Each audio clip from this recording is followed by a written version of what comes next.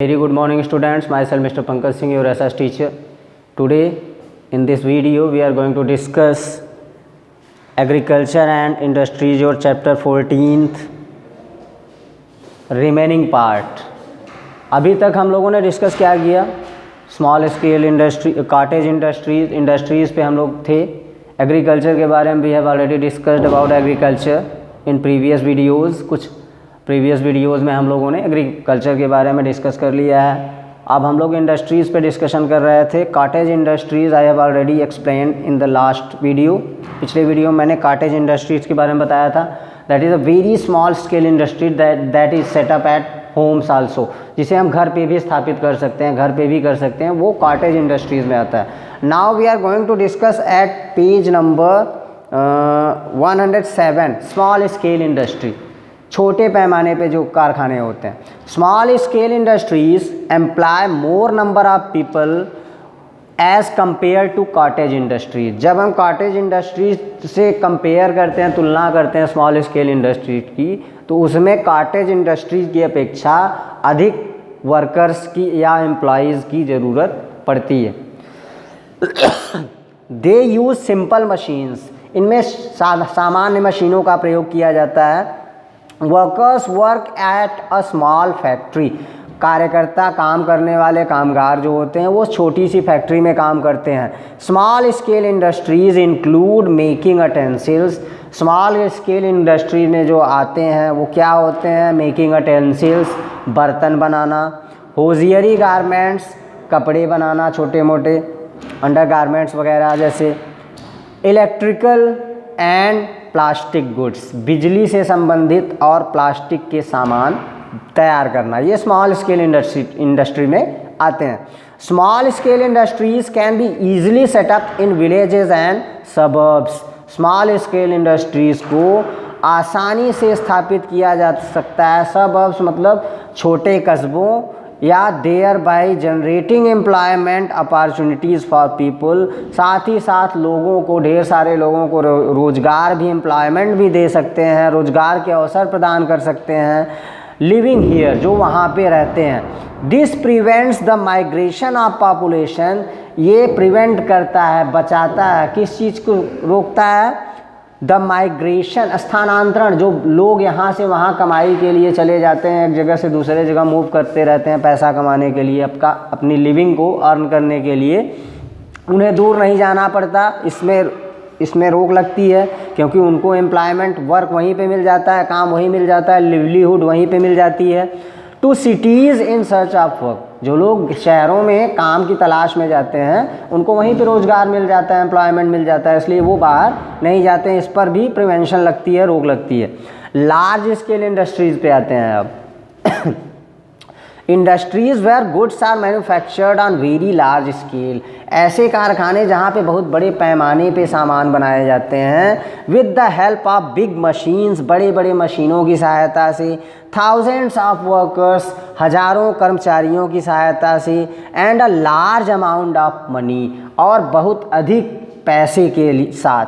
Are known as large scale industries. उन्हें हम large scale industries के नाम से जानते हैं. जहाँ पे बहुत बड़े पैमाने पर बहुत अधिक लोग मिल करके बहुत ज़्यादा पैसा लगा करके बहुत ढेर सारा सामान बनाते हैं, उसे लार्ज स्केल इंडस्ट्रीज़ के नाम से जानते हैं. Large scale industries are set up in places. ये इंडस्ट्री जो होती है लार्ज स्केल इंडस्ट्री, उन्हें ऐसी जगहों पे स्थापित किया जाता है वेयर रॉ मटेरियल, जहाँ पे कच्चा माल, जो चीज़ बन रहा है वो किस किस चीज़ से बनता है, वो चीज़ें जहाँ पे आसानी से मिल जाएँ. स्किल्ड लेबर, कुशल कारीगर मिल जाएं, उस फील्ड में काम करने वाले, जिस फील्ड से रिलेटेड वहाँ पे सेटअप हो रहा है इंडस्ट्री.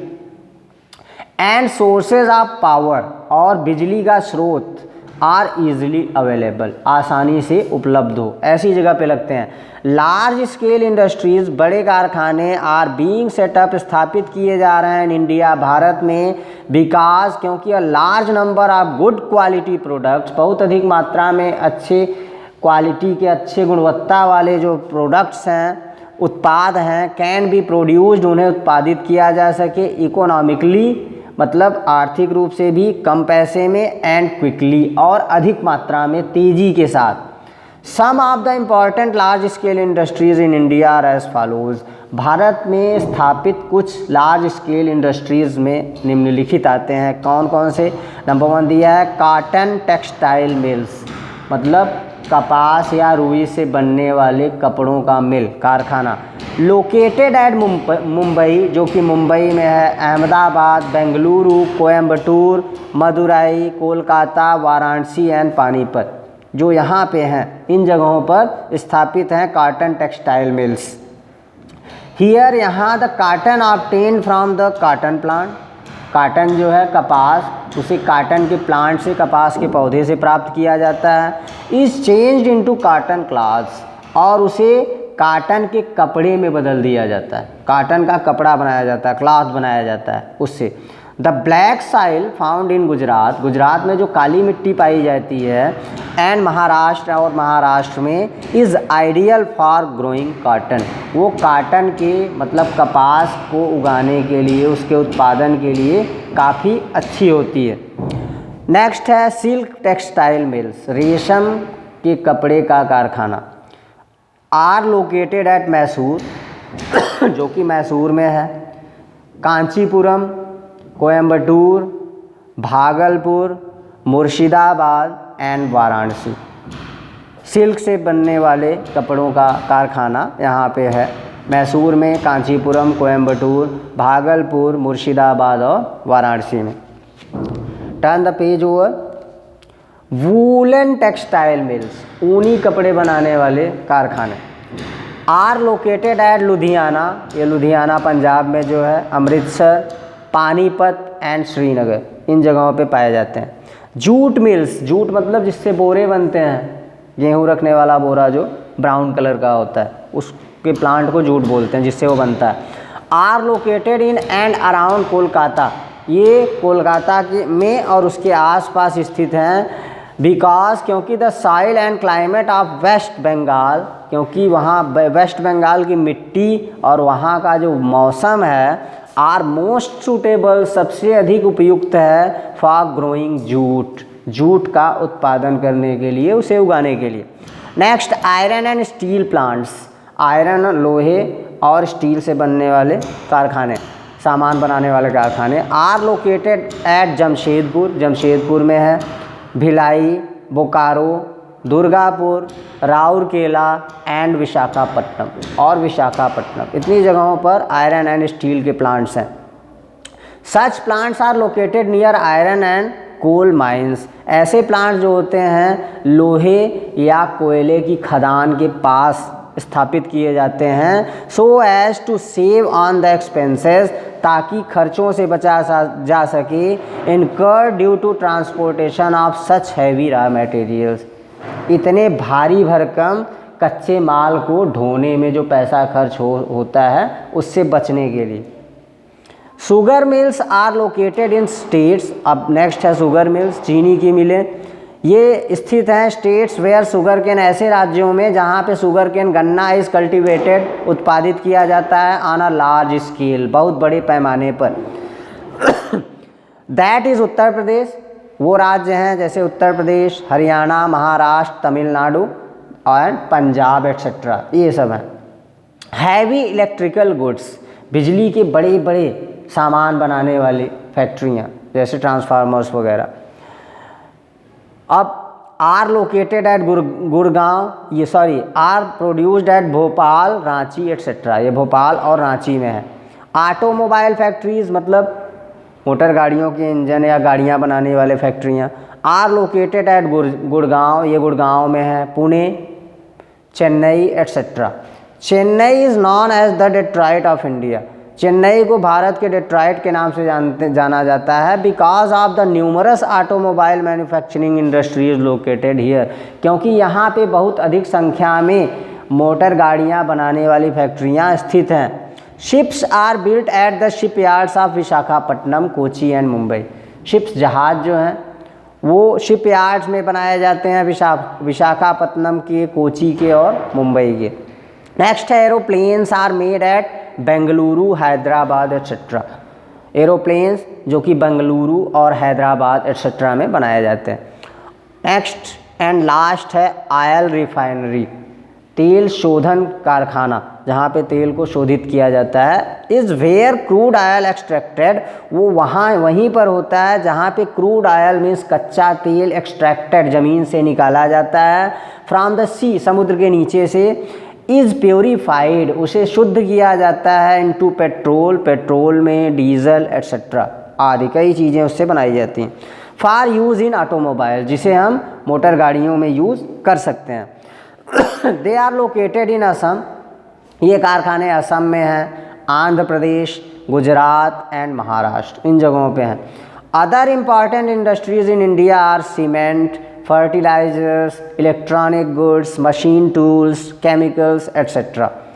अन्य इम्पॉर्टेंट कारखाने जो हैं भारत में वो सीमेंट के, फर्टिलाइजर्स मतलब केमिकल खाद के, इलेक्ट्रॉनिक गुड्स बिजली के सामान, मशीन टूल्स मशीन के छोटे मोटे उपकरण, केमिकल्स रसायन etcetera. Bengaluru, Chennai and Hyderabad are places that have numerous IT and ITES that produce computer software.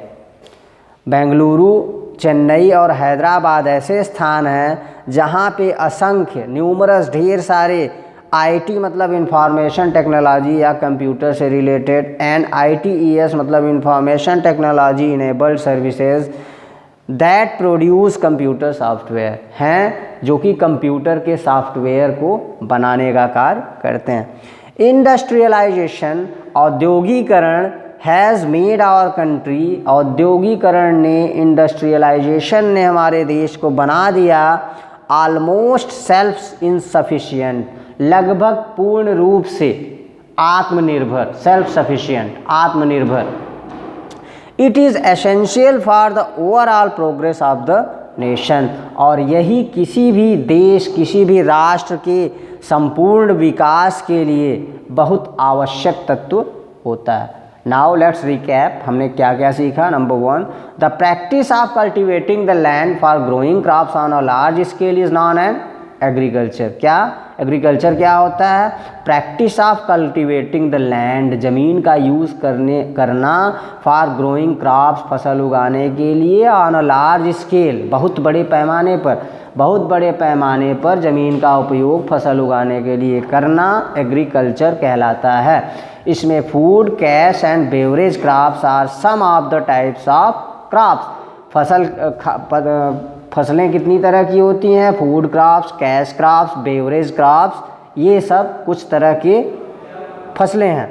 Next, second, India is the largest exporter of rice and the largest producer and consumer of pulses in the world. Bharat क्या है? विश्व में चावल का सबसे अधिक निर्यात करने वाला, मतलब दूसरे देश को भेजने वाला, और दालों का विश्व में सबसे अधिक उत्पादन और उपयोग करने वाला देश है। Third, rabi and kharif are two main cropping seasons in India. भारत में दो फसली समय अवधि होती है, रबी और खरीफ की। रबी ठंड में होती है और खरीफ कब होती है? मानसून सीजन में, हमने पढ़ा था। फोर्थ है ग्रीन रिवॉल्यूशन इन 1960, हरित क्रांति जो 1960 में की गई थी, which includes use of better quality seeds, जिनमें अच्छे किस्म के बीजों को बोना, अच्छे किस्म के फर्टिलाइजर्स को यूज़ करना एट्सेट्रा, एंड मैन्योर्स, और देसी खाद को यूज़ करना। New and modern methods of farming, नए और आधुनिक कृषि उपकरणों का प्रयोग करना। इम्प्रूव्ड इरिगेशन फैसिलिटीज़, व्यवस्थित सिंचाई की सुविधा का उपयोग करना आदि आता है। उसने change the condition of India, Bharat की स्थिति को पूर्ण रूप से बदल दिया। हरित क्रांति, जिसमें ये शामिल था क्या कि अच्छी क्वालिटी के बीज बोएंगे, अच्छे किस्म के रासायनिक खाद और देसी खाद का प्रयोग करेंगे, नए और आधुनिक तकनीक का कृषि में उपयोग करेंगे, अच्छी सिंचाई की व्यवस्था आदि देंगे। इन सब ने भारत की दशा को बदल दिया and made it one of the largest exporters of agricultural produce in the world, और इसे विश्व में कृषि संबंधी उत्पादों को निर्यात करने वाले सबसे बड़े देशों में ला करके खड़ा कर दिया। फिफ्थ पॉइंट है जो हमने सीखा, वाइट रिवॉल्यूशन, श्वेत क्रांति के नाम से जिसे हिंदी में जानते हैं। वाइट में सफ़ेद या श्वेत, श्वेत क्रांति और ऑपरेशन फ्लड, या जिसे ऑपरेशन फ्लड के का नाम इंग्लिश में दिया गया था, change India from a milk deficient country, उसने भारत को दूध की कमी वाले देश से बढ़ा आगे करके to being the largest milk producer in the world, विश्व में सबसे अधिक दूध का उत्पादन करने वाले देश में बदल दिया श्वेत क्रांति ने। लास्ट पॉइंट आपका जो हमने सीखा है इस चैप्टर में, the place where the raw materials are being converted into finished products, ऐसे स्थान जहाँ पे कच्चे माल को, जैसे मिट्टी को घड़ा बनाने के काम में लाया जाता है, वैसे ही जहाँ पे कच्चे माल को तैयार सामान में बदलने का काम होता है, इज़ नॉन एज इंडस्ट्री, उसे हम क्या बोलते हैं, कारखाना बोलते हैं। जहाँ पे मिट्टी से घड़ा बना दिया जाए या कपास से कपड़ा बनकर तैयार हो जाए, वो इंडस्ट्री होती है। इट कैन बी क्लासीफाइड, उसे वर्गीकृत किया जा सकता है। इंडस्ट्रीज कई तरह की होती है, जैसे कॉटेज इंडस्ट्री बहुत छोटे पैमाने पे जो घर पे होता है, स्मॉल स्केल कुछ बड़ा होता है, छोटा ही होता है लेकिन, और लार्ज स्केल इंडस्ट्री जैसे बहुत बड़े बड़े कारखाने। That's it students, read the chapter again and watch this last video to summarise the chapter. That's it for today, thank you.